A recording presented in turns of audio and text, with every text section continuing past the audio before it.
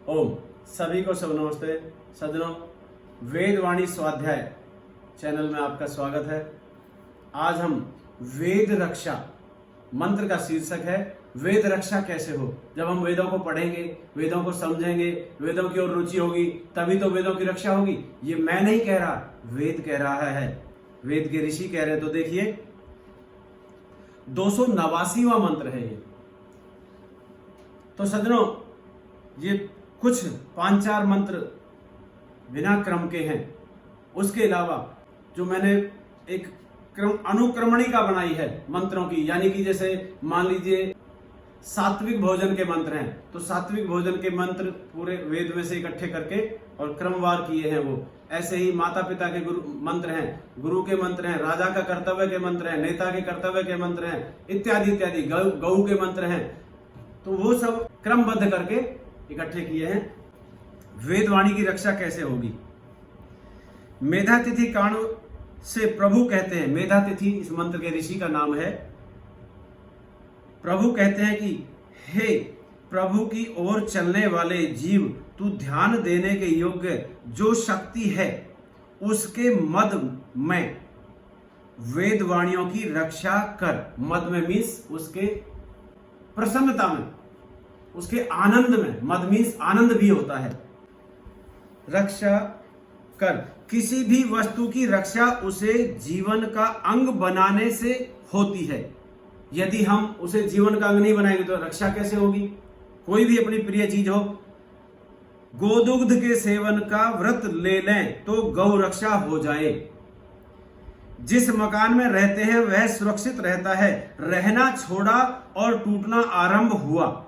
एवं यह व्यापक नियम है कि जो वस्तु जीवन का अंग बन जाती है वही सुरक्षित रहती है। वेदवाणी भी तभी सुरक्षित रहेगी जब हमारे जीवन का अंग बनेगी। शक्ति के मद में भी यदि हम वेदवाणी को अपना सकेंगे तो जीवन सुंदरतम बन जाएगा, अन्यथा वह शक्ति का मद हमारे महान पतन का कारण प्रमाणित होगा।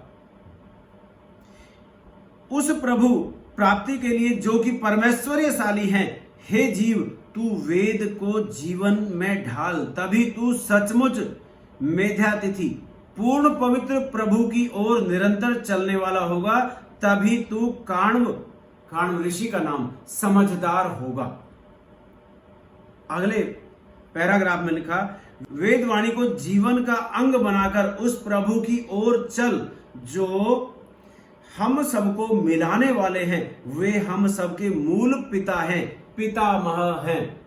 वेद सबके पिता हैं और पितामह, पिताओं के भी पिता।